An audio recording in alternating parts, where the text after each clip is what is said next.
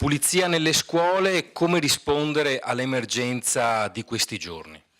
Ma bisogna rapidamente mettere attorno al tavolo tutti i soggetti che hanno competenze e un ruolo in questa materia, per questo noi abbiamo chiesto al Presidente Ruffatto di convocare l'assessore Donazzà, di convocare le organizzazioni sindacali e i dirigenti regionali della pubblica istruzione per tentare di individuare un percorso che da una parte risponda ai problemi dei lavoratori che sono veramente pesanti, dall'altra però c'è un problema di tipo igienico-sanitario per garantire il buon funzionamento delle scuole. Noi da tempo diciamo che bisogna da una parte intervenire sulle strutture